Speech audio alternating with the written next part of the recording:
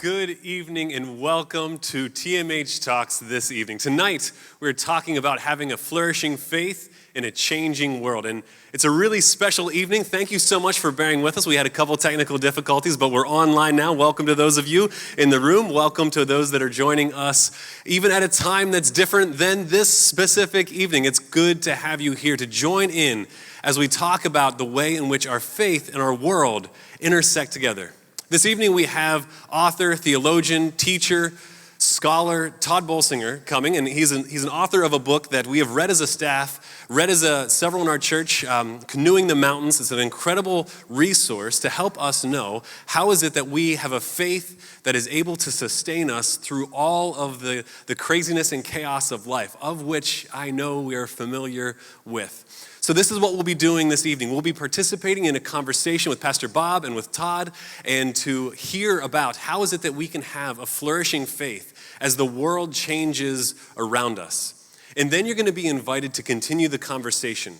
For the next 6 weeks, happening on the next 6 Wednesdays, we will have an opportunity to gather together both online as well as in person at our Carlisle campus to talk more about how is it that we read the scriptures that are authoritative, that we build our lives on in this new and changing world. And so we're excited that you're here with us this evening. We're excited to participate in this conversation with you. And before we turn it over to Bob and Todd, I want you to know that we want to hear your questions. So this evening, as Todd and Bob are discussing things, as they're talking, as they're sharing information, I want you to text in questions that you may have on the topics that are at hand. And at the end, there's going to be a Q&A time. So take your time. You're joining us there. You can pull up your phone and make sure you have it beside you so that you can send in messages as they come to the top of your head, as the information that we're sharing tonight is vitally important to have a faith that is allowing us to sustain and grow for years to come. And so I'm going to turn it over to Bob, who's going to introduce Todd. And this is a brand new exercise and brand new experience for us. So thank you for your patience as we try to make sure that we provide an amazing opportunity for us today to learn together about how we find life in Jesus. Thank you so much for being here. Well, good evening. It is good to be with you, and I'm so excited to be here with Todd Bolsinger, who is an amazing leader, the author of numerous books, including Canoeing the Mountains, and looking forward to a new one that's coming out here in another month plus called Tempered Resilience. Todd has been here in Pennsylvania with the leaders of the Susquehanna Conference last year, and we had opportunity to, at that point, form a relationship that, as I have read and continue to stay up with the work that Todd's doing through Fuller Seminary and around the world as he continues to be a thought leader, giving influence and insight into leadership, and especially leadership in really changing times and figuring out how to change in a world that doesn't look like what we've known in the past. And so it's a privilege to have Todd with us tonight. And we're going to have opportunity for questions. And I know James has already told us how to put those in there. But as you hear things throughout today, please send those in. And at the end, we'll have significant time to hear Todd answer some of those questions that are kind of on our hearts. But Todd, thanks so much for being here. It is truly a pleasure that you would take time out of your schedule from sunny California to join us here in Pennsylvania on this evening. But just welcome from Pennsylvania and from all of us at TMH that are just thankful for your time and what you're going to lead us through as you what you're learning and what you're helping leaders across the country and around the world to think about. So thanks for being with us tonight. It's my pleasure, Bob. Thanks for having me. It's really very fun. Greetings to all of you in Pennsylvania. It's nice to have a chance to meet even over the airwaves over this time in this really unprecedented time. Yeah, absolutely. Well, I'm going to get out of the way and turn this over to you and let you lead us for the next 50 minutes to an hour. And then we'll be back together when you're finished and have some questions for you. So thanks for that. Take us away. Thanks very much. I'm going to share my screen now. Usually when I would travel, I would always wish I had an 11-year-old to help me with my technology, but hopefully this will all work itself out easily enough. So we should be off and running. I call this Leading in Uncharted Territory, Facing the Pandemic Mountain. And if you're familiar at all with my book, Canoeing the Mountains, you'll understand the reference there. And if not, you will soon. I have gone around the country for the better part of the last decade, quoting my favorite quote on leadership. It's from two folks at Harvard University. Leadership is disappointing your own people at a rate they can absorb. And any of you who are in leadership at all today, whether in a congregation or in a Cub Scout troop or in a classroom or in your family, know that one of the hardest parts about leadership is when you actually have to make hard decisions that disappoint people. Indeed, this is actually one of the best ways to understand leadership, even from a biblical point of view. Where I serve at Fuller Seminary, one of my colleagues has kind of famously said that he's not sure why we teach leadership, because and I'm a leadership professor, so I always perk up when he says that, because he said, the only theology of leadership that we can feel comfortable with in the Old Testament is basically something like this. When God is leading, things usually go okay. When humans lead, they usually don't. And in one sense, we could think about that pretty humbly, and that's a good reminder to us. But what I started to realize is it was hard to come up with a theology of leadership right out of the scripture, because there were so many different ways that term was used. But you could understand it if you compared it to another biblical idea, and an idea that we're all familiar with. That's the idea of management. Yeah, it's hard to do a concordant search or a search of the dictionary to find verses that talk about management in the Bible. But what you would find instead is a lot that talks about stewardship. And that's really what management is. Management is stewardship. It's taking care of what's been entrusted to us. So whether we're taking care of our family or our home, we're taking care of a business that we have built or we've inherited, we're taking care of a congregation or a school. Good stewardship, it requires taking care of the things that have been entrusted to our care. And I think about this because when you do so, people are always really happy with you, right? If you take good care of things that people care deeply about, they're really happy with you. And so good stewardship and good management makes people happy. I often said when I was a youth director, I used to take a group of kids all the time to camp, so that when I became a senior pastor, which I was for 17 years in a church in California, I created a tradition where we took the kids every single year to Yosemite National Park, and we took them on a trip to the top of Half Dome. You can actually hike up the backside of Half Dome. We didn't climb the face, but we hiked up the backside. It was a long hike. It was 18 miles round trip. It was 9 miles to get up to the top. And you could actually get to the top of Half Dome, and the very last 300 yards of it, you would go up a set of cables that the National Park Service had actually placed into the rock, and you had to pull yourself up on the cables. And I remember the first year I took a group of high school seniors. I discovered if you do this in late summer, which is when we always did, there was always a group of kids who had spent the whole summer training for fall sports, the soccer team and the cross country team and the football team. They were in fabulous shape. They were just in great shape. The rest of us mere mortals, we were having a hard time on that trip.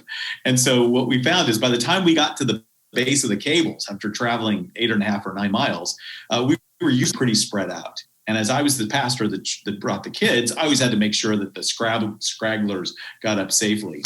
So that meant that a group of our most athletic kids were sitting there at the base of the cables waiting for the rest of the group for a long time. And when I finally got there, they looked at me and said, "Hey, Pastor Todd, would it be okay if just a group of us went up the cables? We found a place to have our kind of picnic, and then we'll wait for the rest of the group to come up and we'll take a group shot." And I said, "Sure, go on up." And I sent them up. And about 30 minutes later, I came up with all the rest of the group. We were all gathered at the top. And I found that right there on that tippy tip of the mountain, hanging over the edge, was Eric with his feet dangling 3,000 feet to the base below. Well, I grabbed him and I pulled him back. And I looked at him and said, "Eric, you don't understand. If you fall off, you will see Jesus. But I have to see your mother. And that is way, way worse for me." Because what everybody assumes is if you take a bunch of kids to camp, you're going to get them all home. You take 10 kids to camp, you got to bring 10 kids home. At 90% is not an A, because they have been entrusted to your care. And it wasn't so much that I was leading them on this hike as I was managing and being good stewards of them and keep them safely on this hike. See, what leadership is where you take care of the things entrusted to your care, and you take people where they believe they need to go, and you face the reality that they will resist you in going. And that's the rub that makes leadership so hard. Leadership is about the way in which we have to fulfill the charge that has been given to us by God, and oftentimes given to us by other people in the name of God. And we have to fulfill that charge right in the face of the very resistance, sometimes by the very people that called us. You see, this is why, for me, leadership is always defined around transformation. Leadership is energizing a community of people toward their own transformation in order to accomplish a shared mission in the face of a changing world. And it is this understanding of leadership, particularly in the midst of the face of a changing world, that I want to talk about with you all tonight. And especially as we think about this in terms of a rapidly changing world. So let me take you back in history for a little history lesson in case you forgot your 11th grade U.S. history class.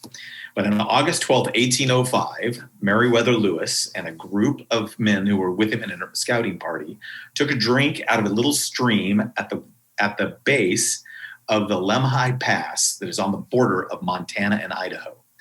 They had traveled 18 months. For 18 months, they had paddled upstream all the way up the Missouri River, starting in St. Charles, Missouri. Now they were in Montana on the border of Idaho. And this stream, this little spring that they drank out of, was actually the source for the entire Missouri River. This water on the edge of Montana and Idaho flowed all the way to the Gulf of Mexico, down the Missouri River, down the Mississippi River, into the Gulf of Mexico. They had found the source of the Missouri River. And as you know from your history, Meriwether Lewis and William Clark and the Corps of Discovery were charged by Thomas Jefferson to find a water route that would connect the Atlantic Ocean to the Pacific Ocean. They knew they'd have to do it by going around to the Gulf of Mexico. They knew it had something to do with the Mississippi River. They assumed it had something to do with the Missouri River. And they also assumed that somehow the Missouri River would connect to what we now know as the Columbia River, and that there would be a water route that would connect all the way across the country. And everybody for 300 years had been looking for that water route. So on August 12th, 1805, when Meriwether Lewis took this little drink out of the side of this little piece of the Missouri River, this little spring, he walks up the side. He looks over the pass, expecting to see the Columbia River on the other side, that they would take their canoes out of the Missouri River. They would carry them a half a day. They'd put them in the Columbia River. And then after 18 months of going upstream, they would now get to gloriously float downstream. Right? They believed that their hardest days were behind them, and they were about to enter into the easiest part of the trip. They would float all the way to the Pacific Ocean. They would just let the water and current take them. And when they got there, they would take a selfie and send it back to Thomas Jefferson.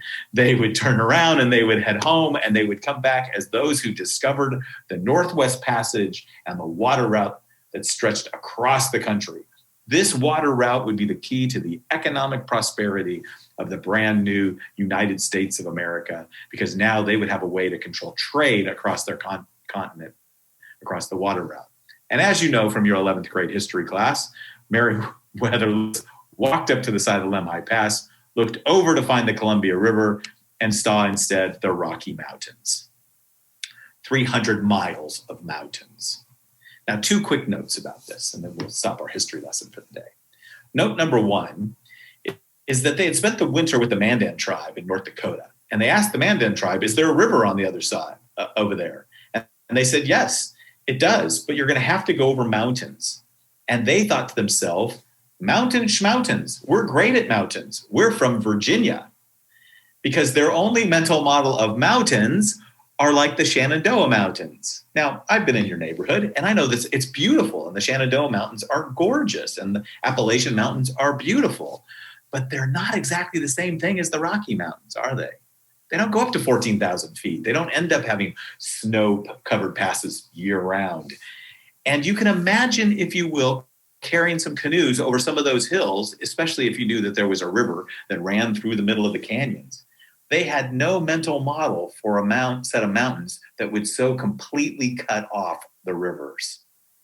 And the second part about it is they'd actually seen the Rocky Mountains in the distance for about 3 months as they traveled. If you've ever been to Nebraska or Eastern Colorado, it's pretty hard to hide the Rocky Mountains. They're pretty big. They're up there.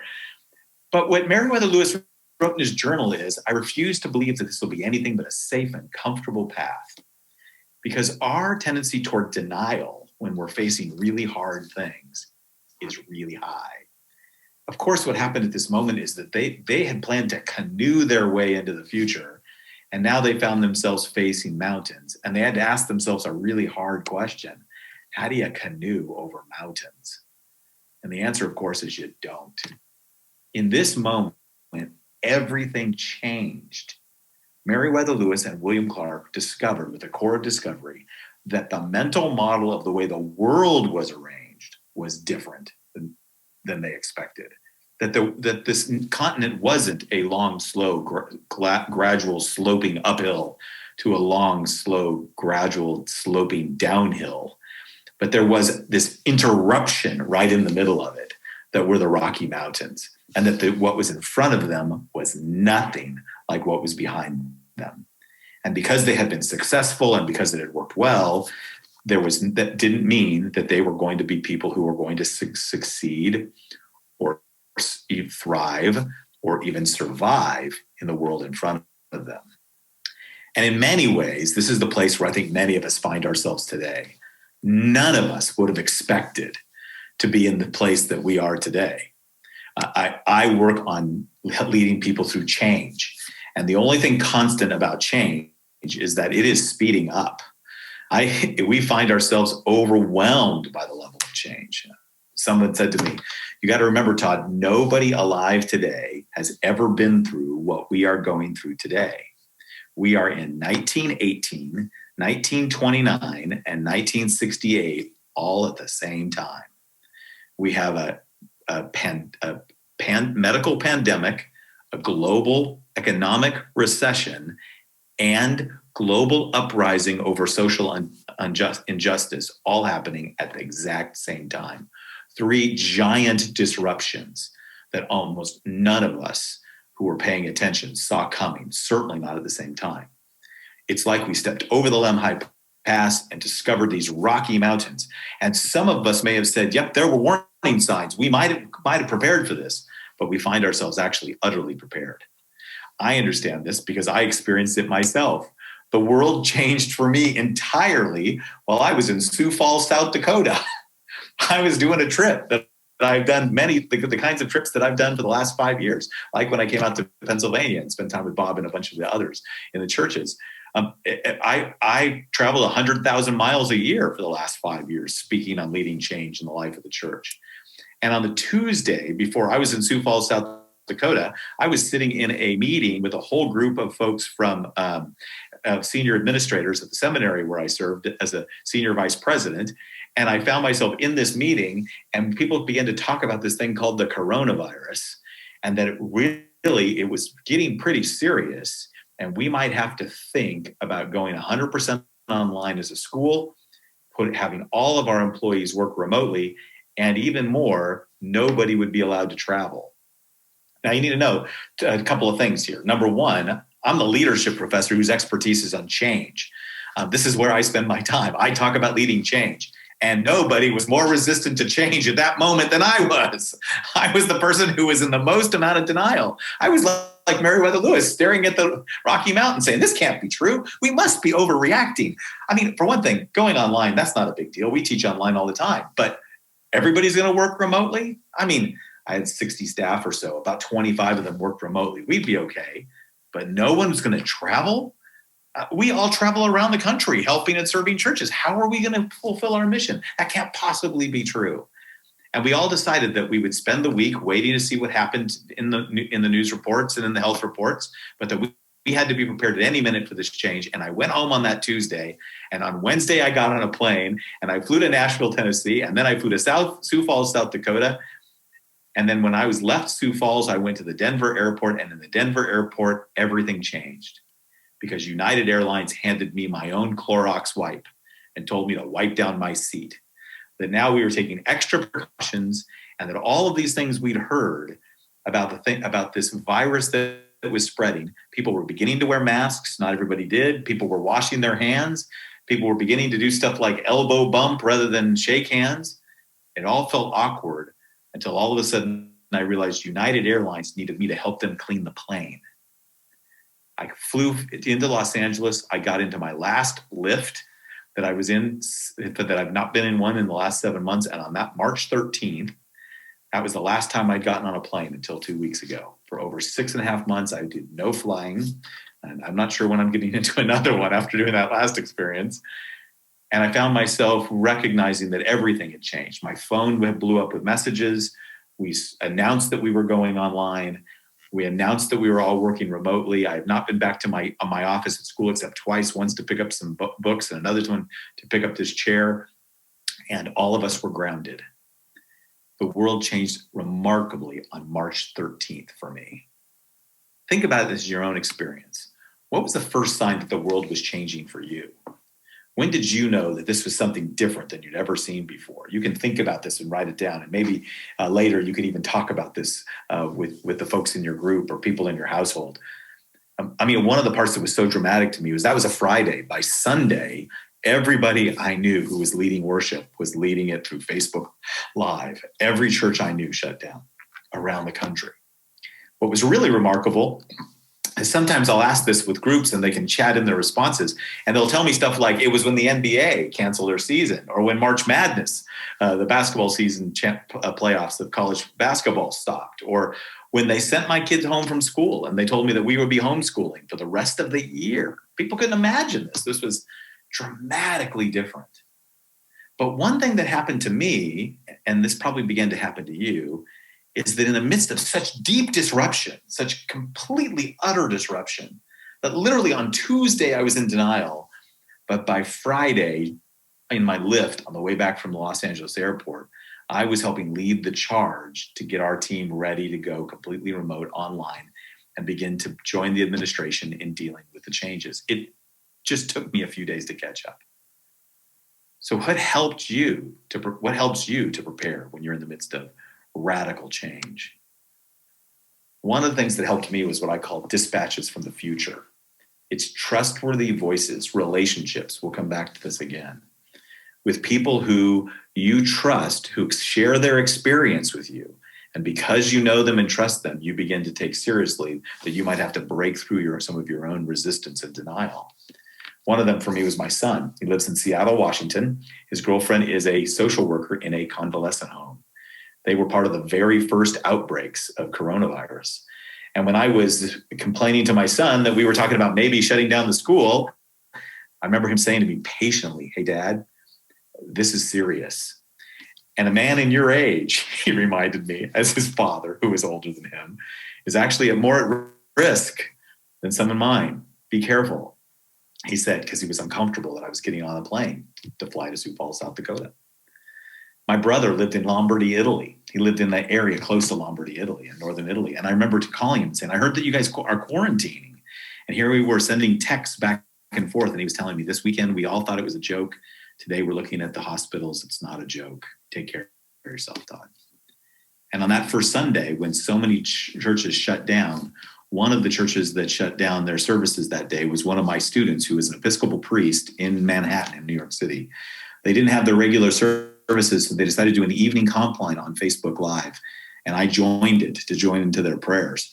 And that evening, I heard for the very first time people pray for people they knew who had COVID. You see, all of a sudden, my resistance changed because I had trustworthy people who were ahead of the change curve who could kind of coach me through it. And what I want to do with the rest of our time today is talk about how, as a church, we can become the kinds of people who other people can look through in a time of deep change, that we can actually adapt to the change and move forward in such a way that we're able to thrive in the future. You see, one of the things that happens in a crisis is that we've got to figure out how to respond to it. And one of the things that I spend a lot of my time with groups talking about today is how not to waste a crisis. How not to waste this time in the pandemic, or how not to waste this time of economic insecurity or uprisings and protests over social injustice. And Ronald Heifetz, who gave you that first quote that I talked about at the beginning, basically had an article in 2009 that was called "Leadership in a quote permanent unquote crisis." Leadership in a permanent crisis. Now think about this. He wrote an article in 2009 because he wanted to talk about how disruptive the 21st century had been already. That there had been 9/11 in 2001, and then in 2008, the stock market crash. He said, we can't even imagine having a world that's as upset as having two major events in less than 8 years. He had no idea that 2020 was coming, did he? And yet what he reminds us of is at this moment, there's a way to think about getting through the crisis that actually is helpful. Maybe this is where you are today. He says there's two phases to a crisis. There's the acute crisis phase, and then there's the adaptive crisis phase. The acute crisis is like when a person needs to go to the emergency room. You just wheel them in and you give them emergency help, and all you want to do is get them to stabilize and protect. You want to buy time. You want to get them breathing again. It's what my friend Andy Crouch and his colleagues call the blizzard mentality. You just want to hunker down and survive it and get through. And maybe that's where some of us have been, and maybe in that time some of us are there. All we just want to do is get to the place where we're breathing again. We are able to calm down. We are able to feel like we're supported. It's an acute crisis. But what Heifetz points to, and what most experts who talk about this point to, is there's this opportunity here. There's this moment in the middle of it where you don't just try to survive the crisis. You actually can become people who thrive through it. And the crisis can grow you into people who actually will thrive better on the other side of the crisis. And that's what he calls the adaptive phase. The adaptive crisis is where you calm down just enough so that you're no longer in panic, but you don't let yourself become so comfortable that you forget that you were once in a crisis. It's like somebody who gets wheeled into the emergency room, and as soon as they get them all taken care of and get them on some medication, they then send them home, and the person forgets that they might want to pay attention to the things that got them there in the first place. But the adaptive crisis is the moment to address the underlying issues that we've not had the will to confront before the crisis. It's when we begin to look at these larger things that are become apparent in this crisis that allows us to have the chance to move toward change in a way that we wouldn't have been able to do before. It's what my friend Andy Crouch calls the Ice Age mentality. When you recognize you need to actually adapt to the changing environment if you're going to go do more than survive, but thrive. Heifetz says, adaptive leadership seizes the opportunity of moments like this to hit the organizational reset button. So this is what I want you to think about in terms of your church and your faith, and maybe even the way is your family or community. If we were to pause right here in the middle of COVID, here 7 months in, not knowing how much longer we're going to be in the middle of this experience, not knowing what the ups and downs will go, what the winter's going to bring, whether we're going to gather together, whether we're going to be online, whether we're going to be able to go back to anything that feels like normal. What I want you to think about is this. What are the underlying issues, the pervasive, permeating issues that maybe now we could look at? What are some of the changes that we could make that would make us healthier and stronger and better? When I consult with churches, which is what I do most of the time, and I consult with church leadership, I often will say to them, if I could do two things with you in the middle of this crisis, it would do two things. Number one, get rid of the language that says, when we get back to normal. Don't take this as a moment where we look to go back. Oh, it makes sense. I'm with you on that. I long for some of the things that we had in January and February. I miss the way the world felt at that time. But going back to normal is like pretending the Rocky Mountains aren't there. It's pretending that all you got to do is just keep canoeing and paddling harder, and that there's got to be a water route in here somewhere. Remember, humans love what is familiar. Just remember that the root word for family and the word for familiar are related together. Whenever we experience something that is familiar, we feel like we're at home. And whenever we feel like something is unfamiliar, we feel like we're homeless. And most of us would rather be in a dysfunctional home than in feeling as if we didn't have any home at all. So there's a temptation here about going back that we should try to gently pull out of our vocabulary. And the second thing I tell churches to do all the time is try to get rid of the idea that their church is closed. Stop talking about how we close the church and we're opening the church. We're kind of open. We're not open. The church is open. The church is open to the Holy Spirit. The church is the body of Christ that is poured out into the world. The church is absolutely every single one of you, whether you're gathered there in the congregation, whether you're in your home, whether you're viewing this online, whether you're picking this up in YouTube 3 months later, whatever the Spirit brings this message or anything else to you, be open to the work of the Spirit and open to the needs of the people around you, and be open to the possibility that God is at work transforming you in this moment. So we're going to move forward, not back. We're going to be open, not close, and we're going to take advantage of this crisis to address those underlying issues. So what would they be? They're different in different places, but here's a way to think about it. Let me encourage you to do a little bit of thinking with me. If you get through the acute stage, surviving it takes relationships. What you mostly need in the acute stage is wise relational support. You need people to stay with you, hold your hand, support you. This is where I often tell leaders who are going through the acute stage themselves, this is when you need to have partners and mentors and friends. You need to have as many relationships as you possibly can. And that's what all of us need. That's what parents need who are juggling homeschooling kids and being at home, caring for aging parents at a distance, trying to figure out how to work, all those things. The acute stage, we need relational support. In the adaptive phase, we learn to use that relational support to develop the capacity to learn, to grow in this stage, to face losses. We'll talk about that in a moment. And then navigate competing values that address those underlying issues. So this is the moment we find ourselves in here. How do we move into that adaptive stage? So let me say it this way. Let me have you think about it this way. If you got a piece of paper, maybe you'll write it down. Maybe this is the thing that we'll talk about later. But I want you to think about this way. COVID as a disease is particularly dangerous for people with underlying conditions, right? You know, if you're healthy and you're young and you have got a good, strong immune system, you tend to do okay.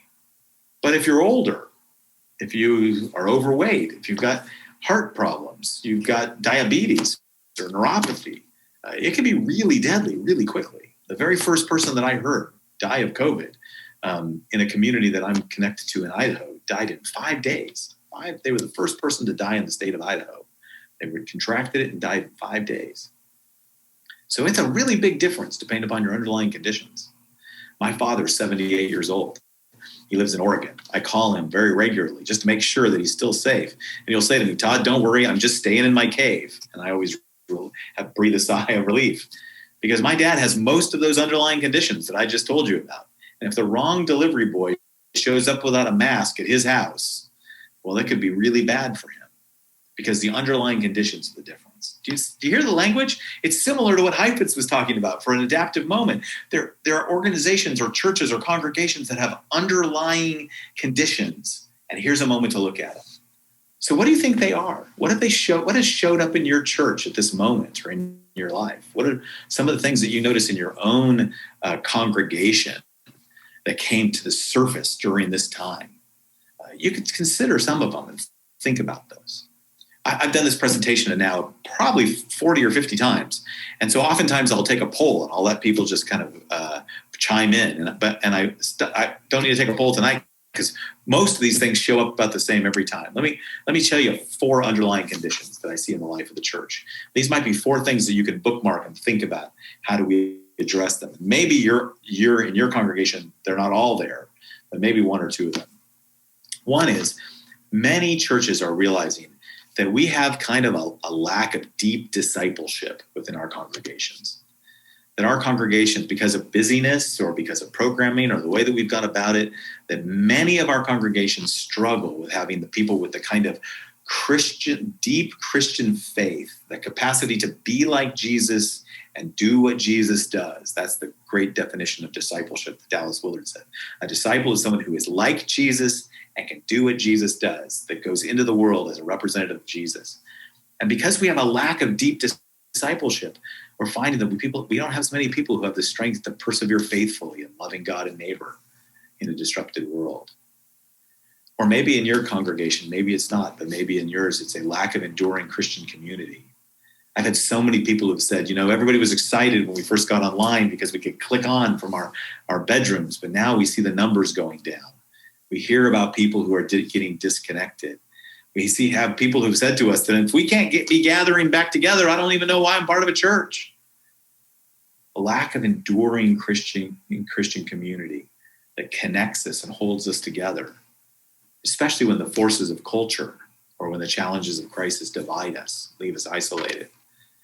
It's the painful lack of deep, connected Christian community that we experience even now in these days leading up to the election, are leaving some of us just wringing our hands. What happened to the deeper community of the body of Christ?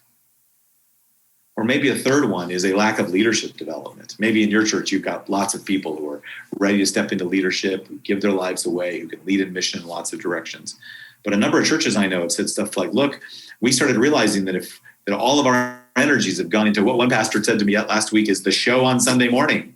We got more people worrying about the show on Sunday morning, and we don't have people to lead small groups, to lead mission initiatives, to love our neighbor, to mobilize people, to care for those who are in need. We need more leadership development. And then last one is kind of a lack of resilience by a church shaped by the expectations of cultural privilege. We've been used to the culture taking care of us, giving us a home court advantage, making sure that our faith was protected. Now that it feels like there are so many people who are getting so disconnected and divided, it can feel as if we don't have quite the same capacity for winsome witness that we used to do. Now, maybe this isn't the same in your congregation. Maybe you got some different ones. But if you think about these underlying conditions and you realize any one of these, what you'd want to do is use this moment, take advantage of this moment to kind of deeply care for each other, get ourselves through the acute crisis, make sure that there's good relationships, that we're breathing deeply and doing well, and then begin to address some of these issues. How do we have deeper discipleship, greater community, call more people into leadership, become a more vibrant witness for the common good and for justice? How could we take advantage of this moment in this crisis?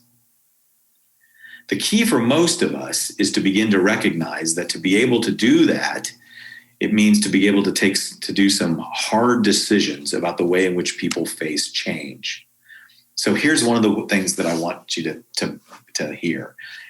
One of the people I've studied is a person named Ed Friedman. And Ed Friedman talks about what happens to organizations and churches and congregations. He was a Jewish rabbi, so he talked about this in terms of synagogues too.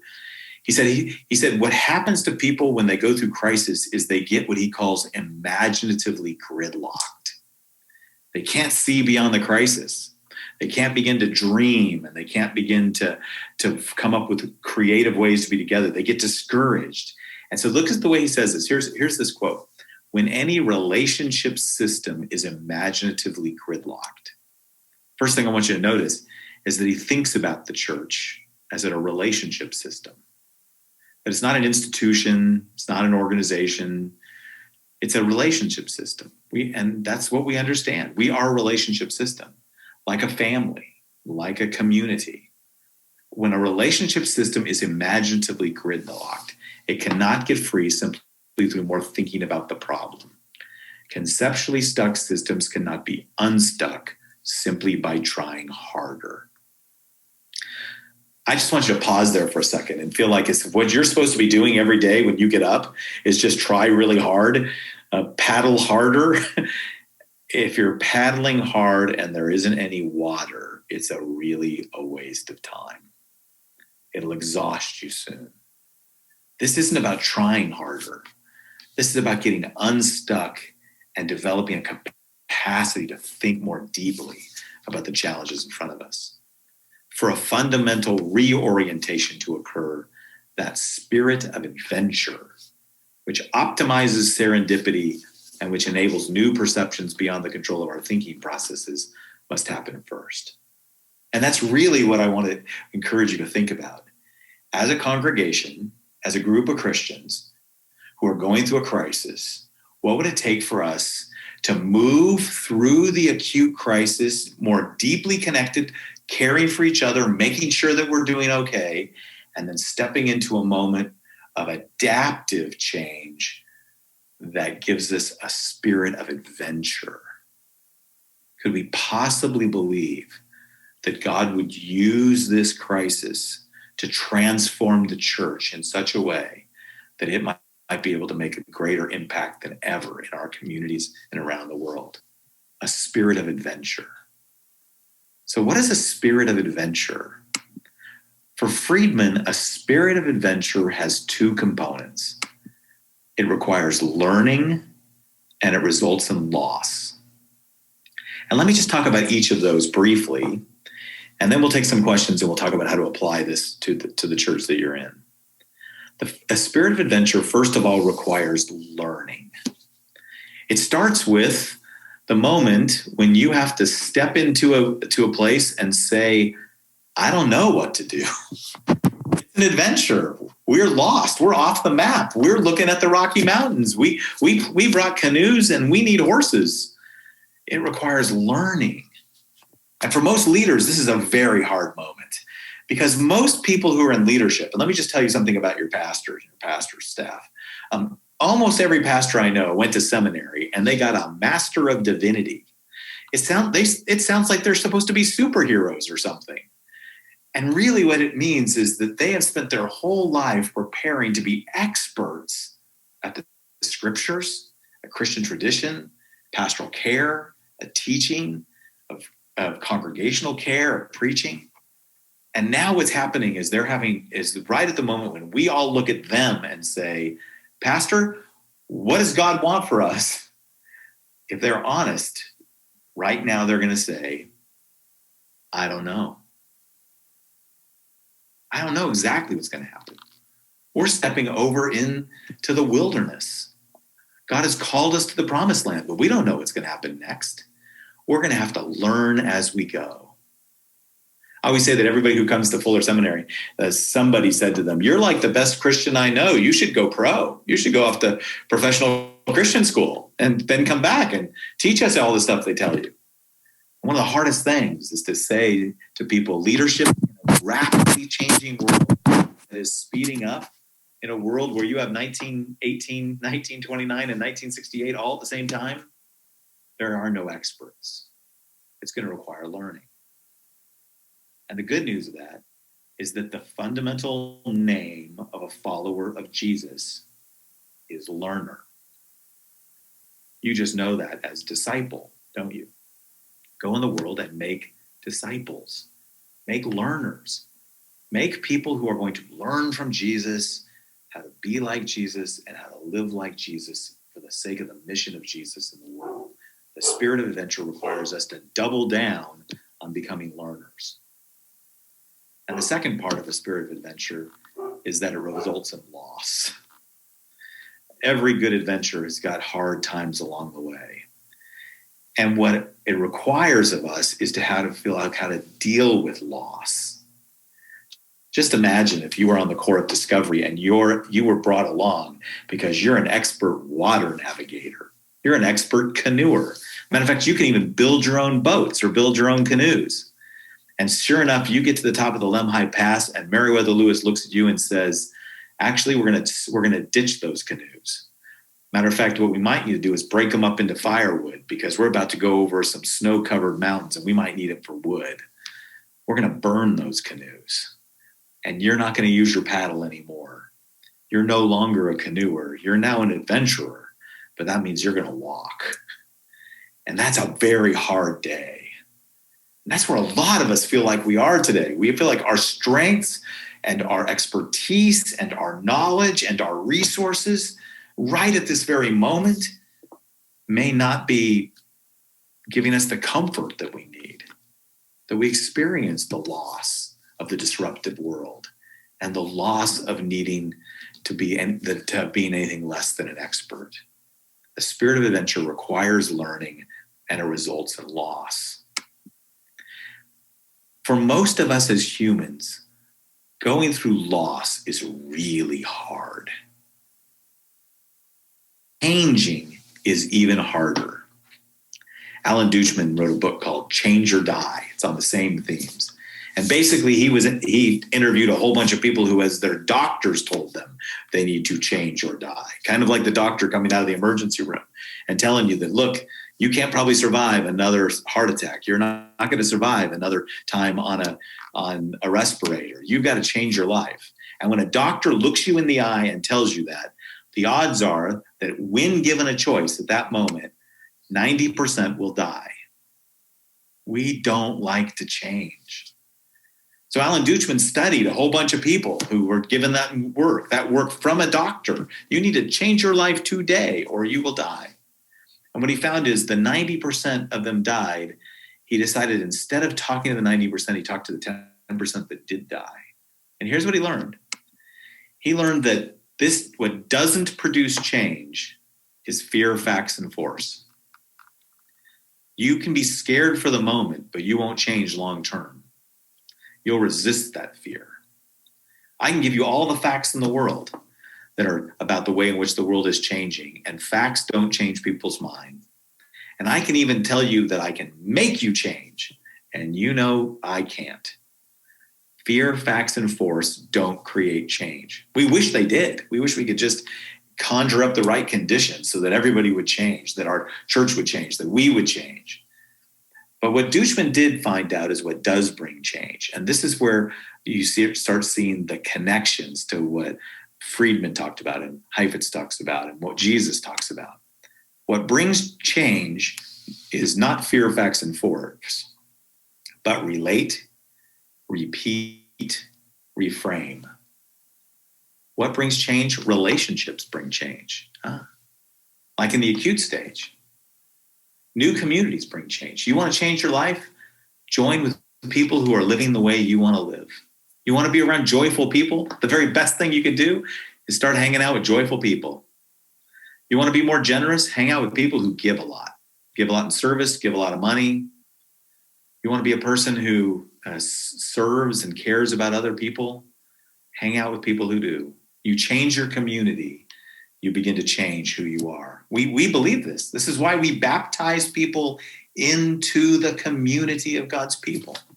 That's what it means to be the church. The church is to be the new community that lives out the transformed life. What brings change? Relationships bring change. What brings change? Relate, repeat. Practices bring change. You will change your beliefs by changing what you do with your body easier than you will change your body by changing your beliefs. Literally, when you begin to loosen your hands and pray, when you begin to do acts of gratitude or service, when you literally forgive someone, not just internally, but the way you treat them, when you begin to notice that your body begins to lead your heart, new practices bring change. So what do when you become a new believer? You start hanging out with other believers and you start doing what believers do. You learn to pray. You learn to give. You learn to serve. You learn to love. And pretty soon, after a while, you become a person who takes on more and more of the likeness of Jesus by following the footsteps of Jesus. This isn't about earning your way to heaven. This is about taking grace and being transformed and sanctified through the spiritual practices of embody your faith. And new communities and new practices lead to new ways of thinking. Relate, repeat, reframe. We begin to see the world differently than we did before. When we begin to take on friendships with people who are diverse and different than us, when we begin to see the way that they live and love and care for each other, raise their families, and we begin to incorporate those things, pretty soon we begin to realize that the stranger, that the other is not so strange and not so other, that they actually begin to have something to teach us. We begin to make a shift And that shift opens up the possibility to break the imaginative gridlock and have new life. And it has to be done radically. Radical, what I mean by radical isn't ruthless or reckless. It means you got to get to the heart of the issue. So think about those underlying conditions. Those are the things we got to pay attention to. If we want to be a church that has deeper discipleship, then we're going to need to have more communities of doing practices of discipleship. We're going to have to decide that growing deeper in Christ is really more important than other things in our lives. And we're going to have to figure out how to surround ourselves with people who are going to help us do that. If we want a deeper sense of connection and community, it's not going to just happen by reading the scriptures about what they did in Acts chapter 2, but it's going to actually have to do with having meals, gathering over distance, staying connected even when you can't. My daughter's a youth pastor in Texas. She can't gather her church together. Imagine she's a youth director who can't have a youth group.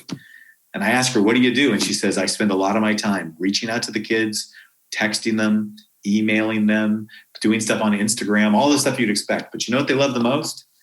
She loves when I go to Chick-fil-A and I bring them lunch. And I wear a mask and I put the lunch on the porch and I say, here's your lunch. Let you and I chat. And she says every single day she meets with one of her high school students, and she has lunch. Why? Because they need to know that they are loved and cared for and connected to. What this points to is what we call the development of adaptive capacity. It's knowing that our problems are not technical problems we can serve, but problems that we are going to only be able to serve through developing the capacity to go beyond our expertise, our existing knowledge, skills, and tools, and instead open ourselves to learning, to making shifts in values and expectations and attitudes or habits of behavior. This adaptive change is what we're talking about at a deep level. Adaptive change, like a spirit of adventure, requires learning. It results in facing loss, and it reveals gaps in behavior, values, or strategies. It reveals the underlying issues, the underlying conditions, and it makes us work toward genuinely profound, deeper transformation. So here's what I'd like you to do. I'd like you to think for a second about one place in your life where you feel as if the coronavirus, this pandemic, the economic challenges you're facing, the racial injustice and uprisings that are stirring our country have raised for you something that has made you feel almost overwhelmed. Something that you feel like really you're not an expert. What's the one place in your life that you feel like you have just stepped over the Lemhi Pass and you are looking at a completely unknown world? And what I want you to ask yourself is a couple of questions. Number one, what do I need to learn? I might not even know what I need to learn. But what does it feel like to be a learner? How might we become a community that is better at learning? What attitudes do we need? What approaches do we need? What practices do we need to become learners? Just think for a second. How does it feel to be a learner? Is there an excitement about it or a dread?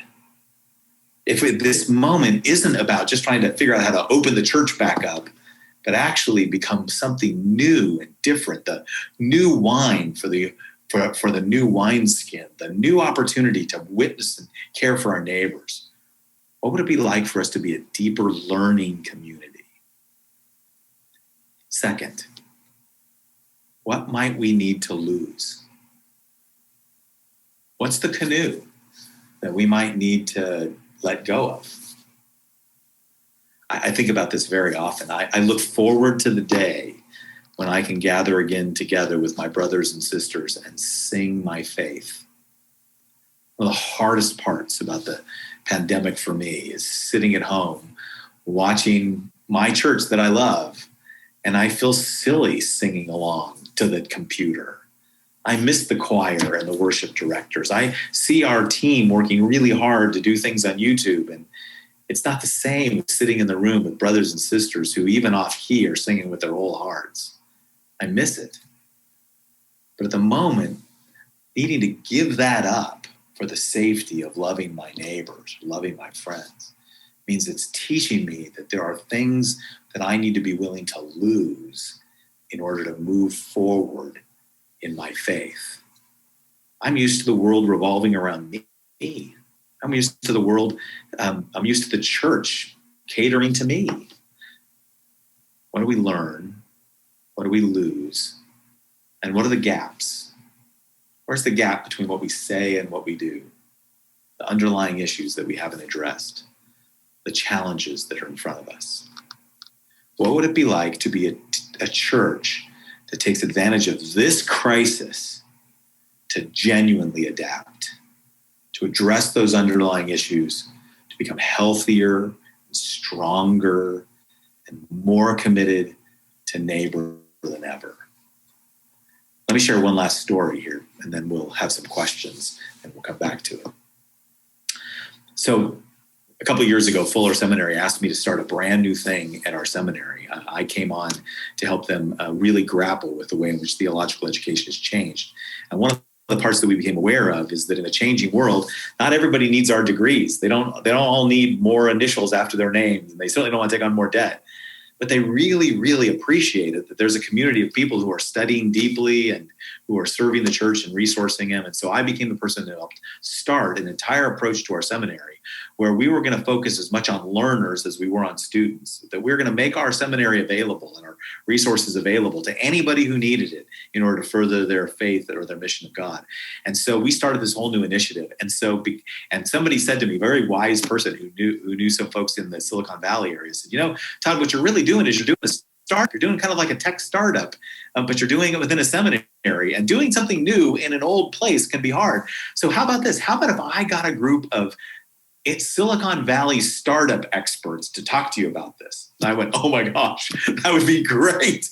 So I flew to Northern California, to Silicon Valley. I was sitting there in Palo Alto, right on a famous street in a conference room with people from all kinds of companies that you would know their names, and some people who were there who are just amazing Christians who are involved in great innovation. And they said to me, Todd, here's what we want you to do. Give us a pitch. Just like if you were starting a new company, a new startup, and you were going to ask us to fund it. Give us your pitch. We want to hear what you want to do. And I went, great. And I prepared a PowerPoint presentation, and I was ready to go. And I hit the first slide, and it just to get started. And the guy waves his hand and goes, wait a second. I'm confused. Just tell me again, who do you want to help?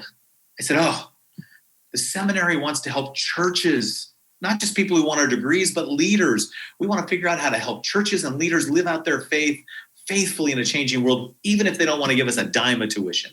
They went, great, go. And I did my 10-minute presentation, and when I finished, I looked around the room, and they were all giggling. They were all kind of laughing, and they looked at each other, and I went, what happened? They said, Todd, you've been doing that presentation around the school a lot, haven't you?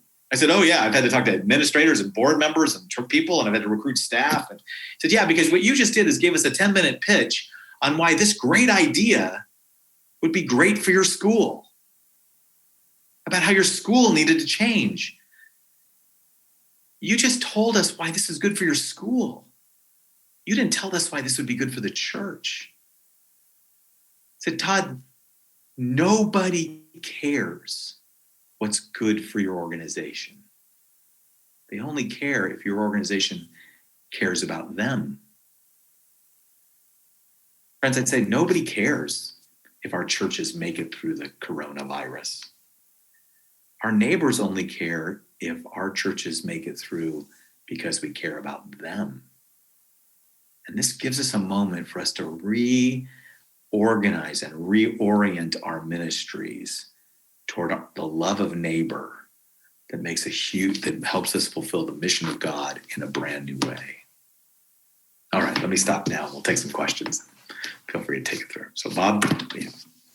Thanks so much, Todd. Really appreciate that. We've got some really good questions that are popping in here. And if you have some more questions, we can get that number put up on the screen, and you can continue to send those in as we go here. Let me start with the first one. It says, so might the church, as it mostly thinks about what it's done in the past and even for Lewis and Clark, as they crossed the Rockies, they eventually used canoes again. And so is it possible that as the church thinks about what has been helpful in the past, and as we move into the future, are there ways that things that we used to do will continue to be useful moving forward? And how do we discern and understand when we're not just retreating backwards to something that was comfortable, but that we're using something from our past that's actually beneficial? Oh, I love this question. This is great. So nobody else gets to ask another question because I'm just going to talk about this the whole time. I know. I'll give it short. So here's why I love this question. So remember, Lewis and Clark did get back in the canoes again.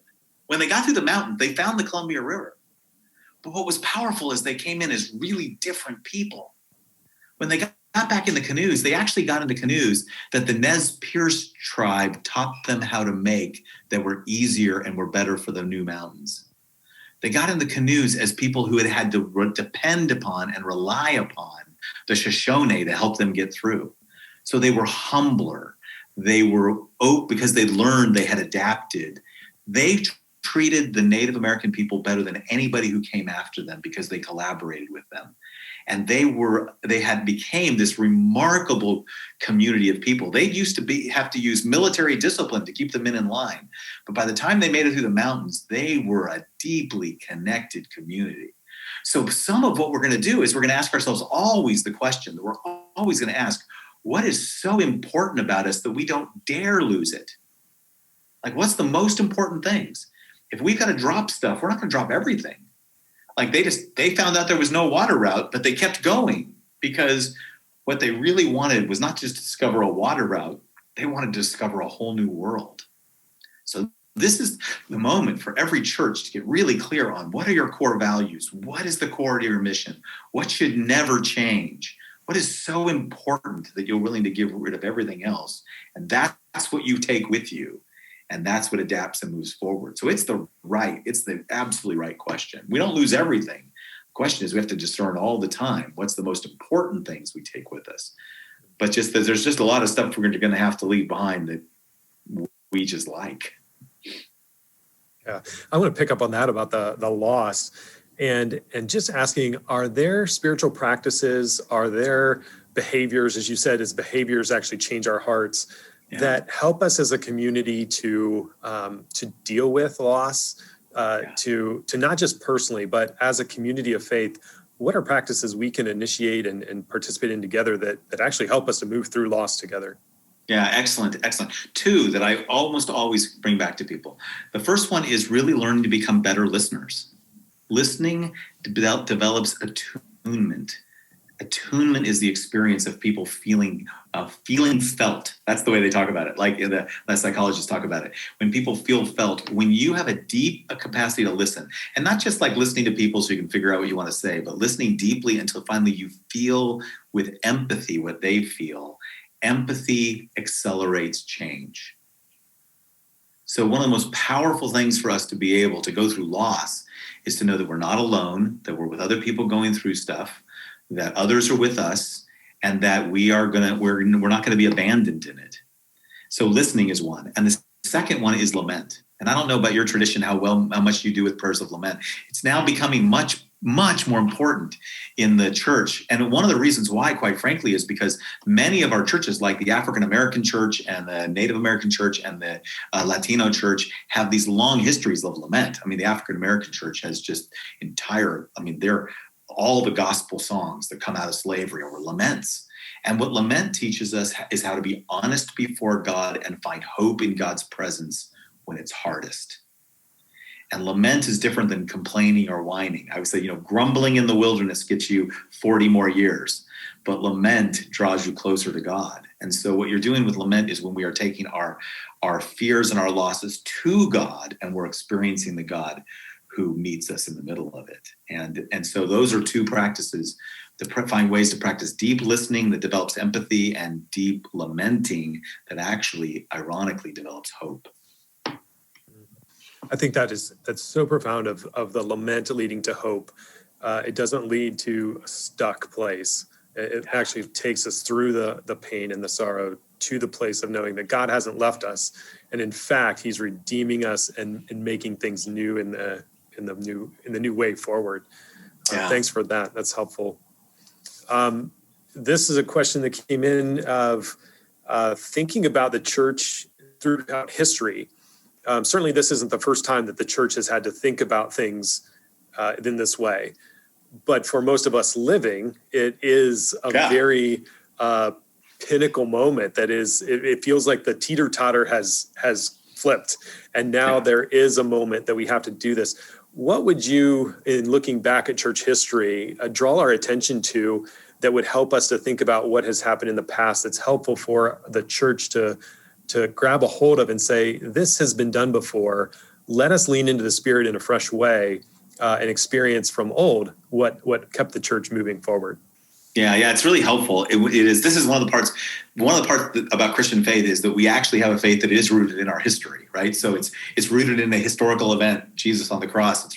It's rooted in a historical people, the people of Israel. It's rooted in the first century church that actually lived in a location, the Roman Empire. And what you end up finding is throughout history, we move forward. And one of the most powerful parts for the church is throughout the ages, whenever the church lost its dominant status, so think about persecution or martyrdom or some of those pieces, the church thrived. Whenever the society went through a crisis, like the crisis of the plagues, when the church stepped in as servants, the church thrived.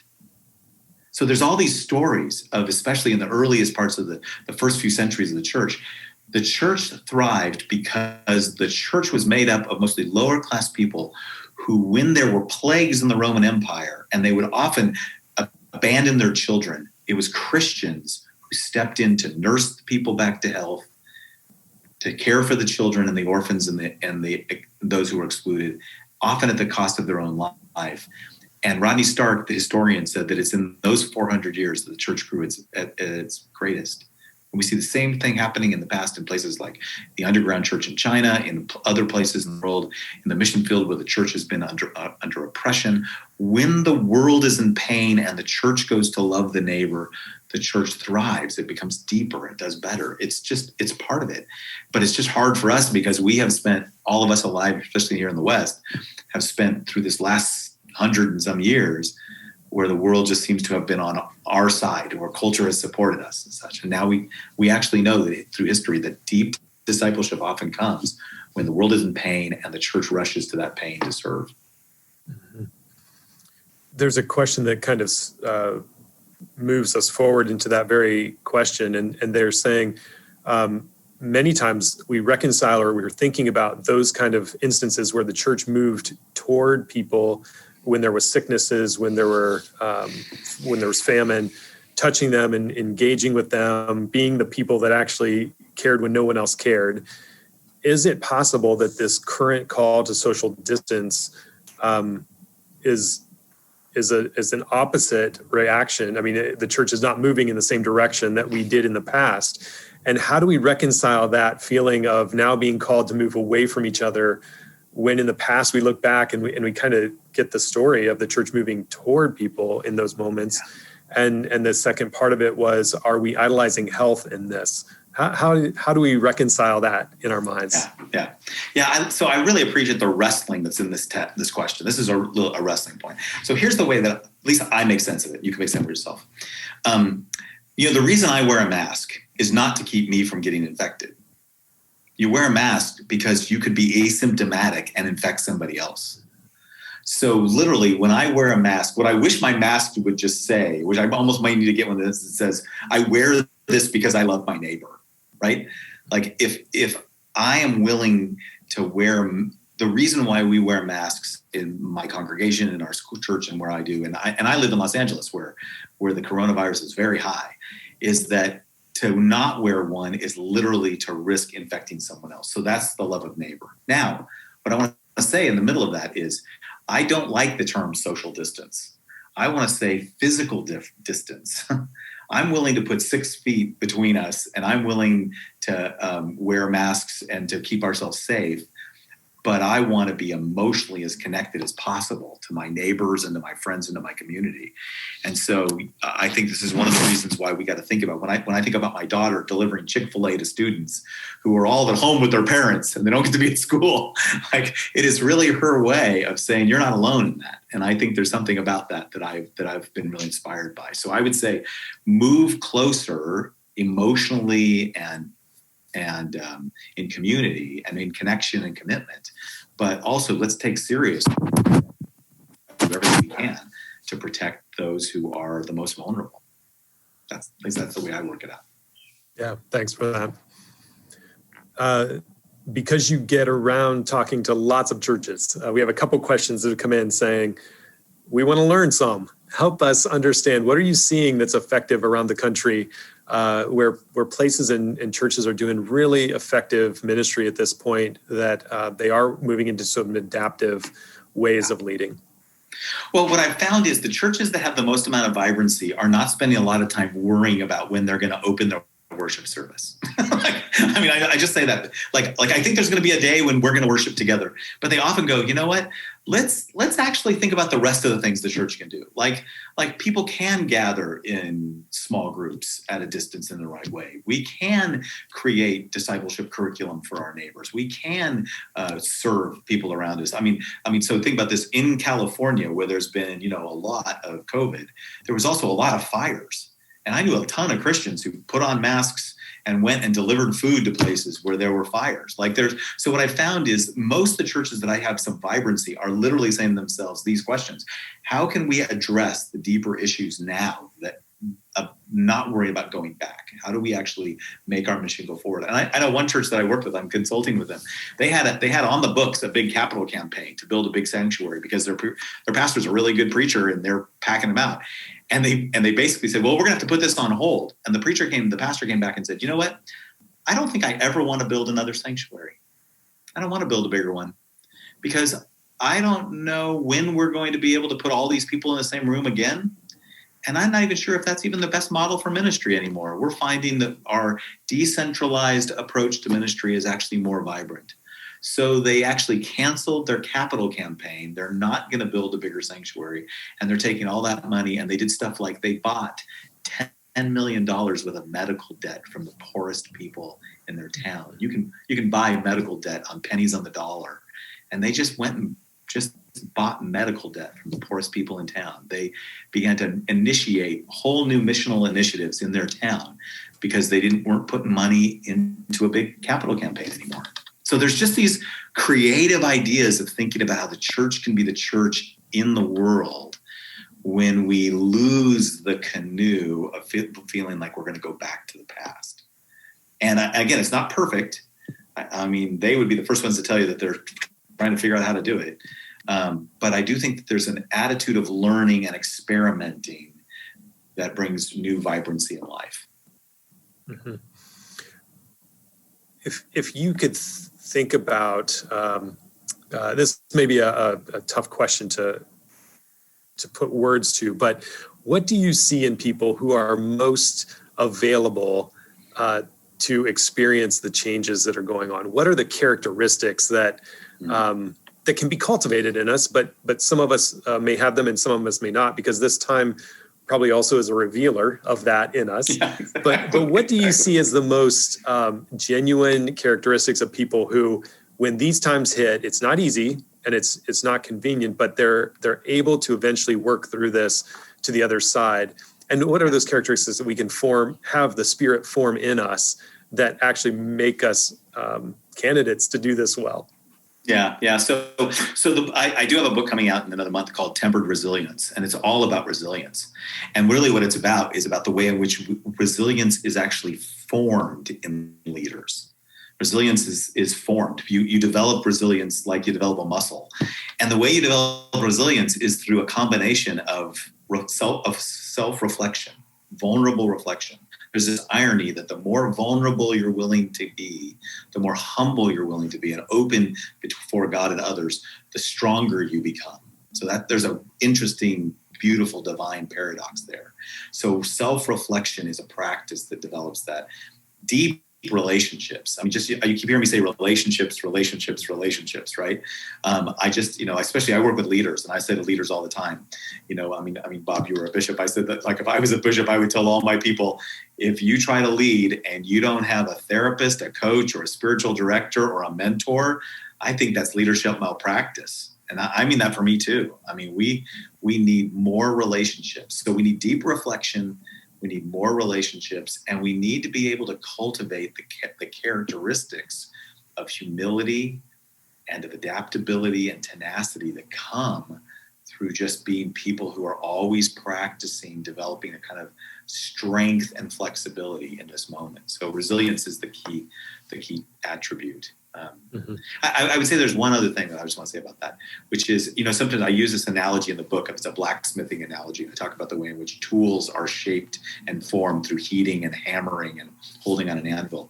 But the raw material, the steel, is really important. And I think one of the things I've found is that for people who have the capacity to be resilient, that resilience starts in what I call a grounded character, a character that is grounded in the love of God. It is it's leaders who are grounded in something else besides their success at leading.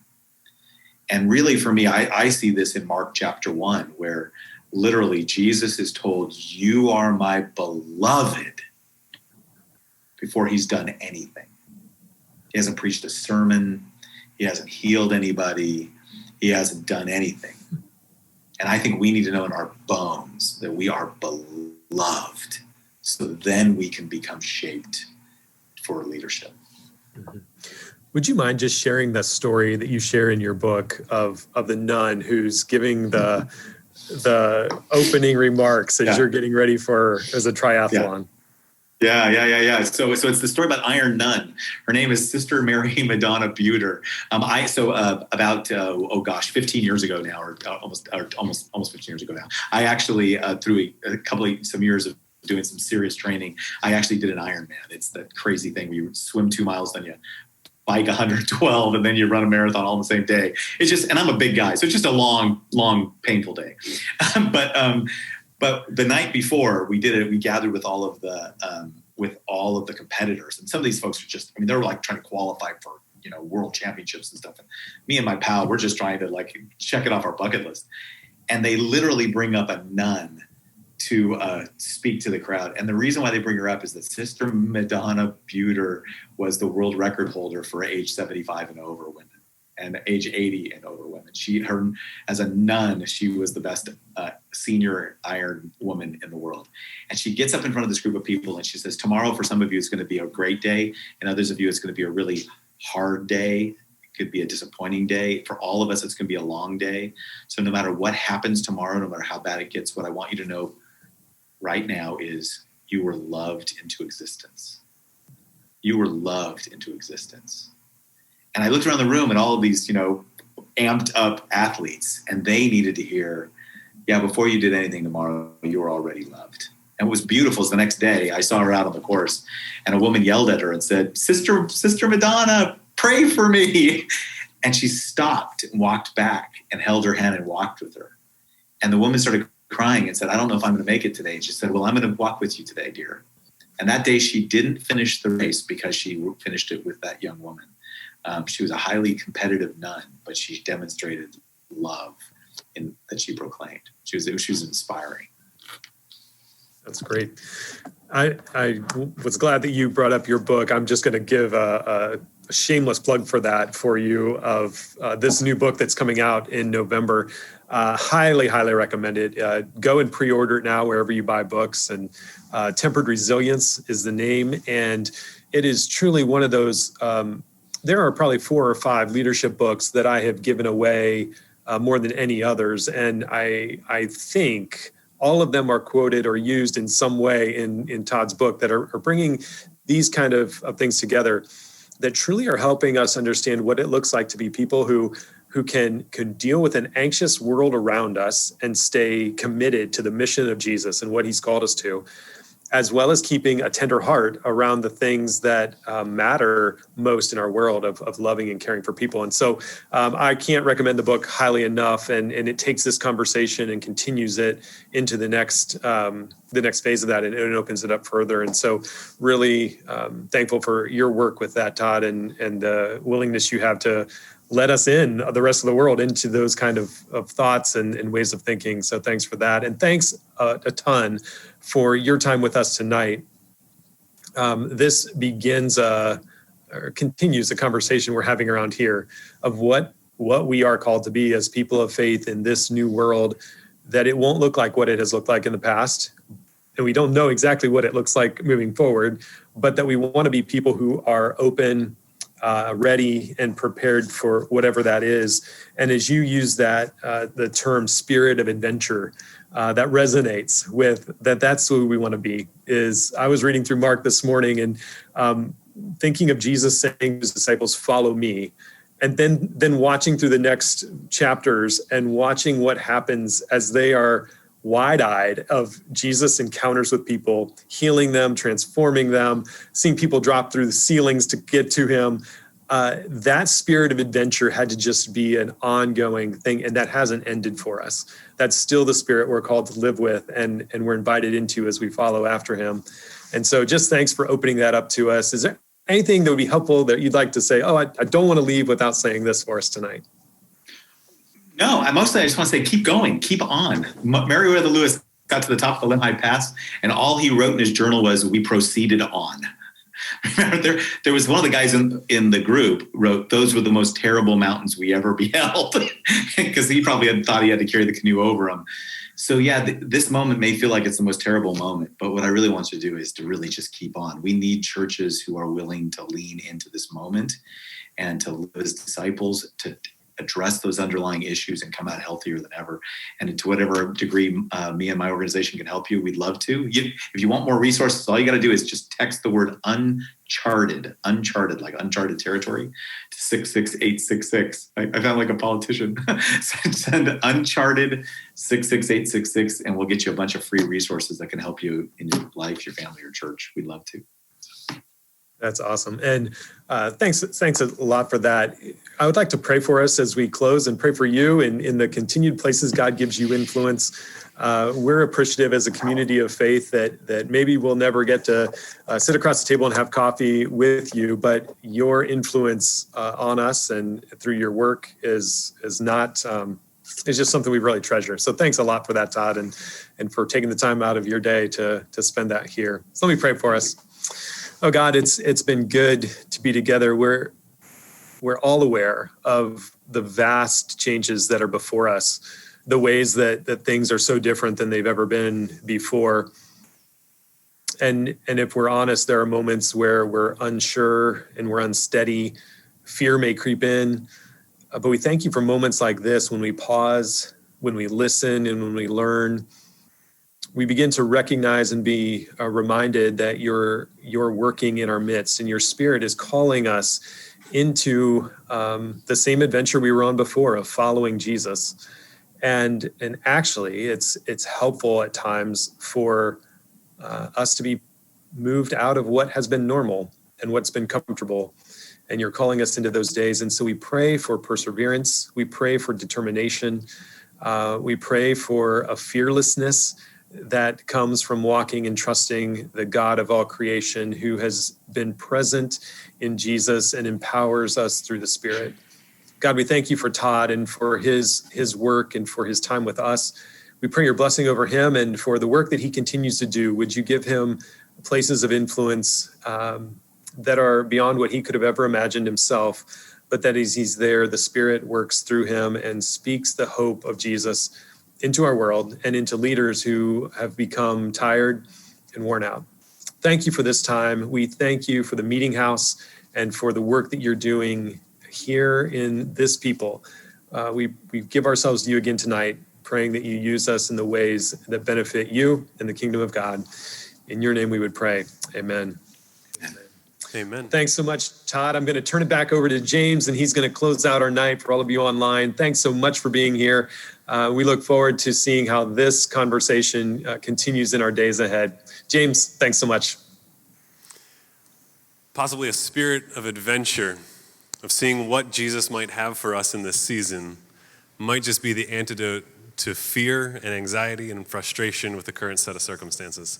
So our prayer is that you do have a spirit of adventure that looks at the world differently because of the invitation of Jesus. And we want to provide an opportunity for you to do just that. If you go to tmh.church/talks, you can find a place to register for a 6-week conversation, class and discussion with myself and Pastor Bob Verno from our Sanctuary campus, where we want to talk through what it looks like to read the scriptures in a new way, in a way in which we are able to find life and vitality and hope and purpose and meaning and life in it.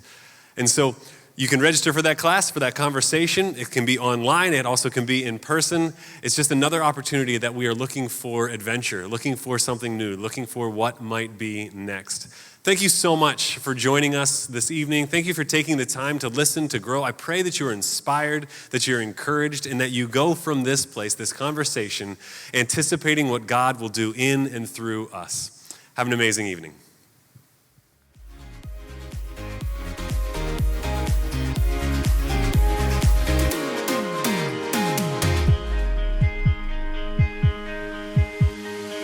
Just like a seed in a garden.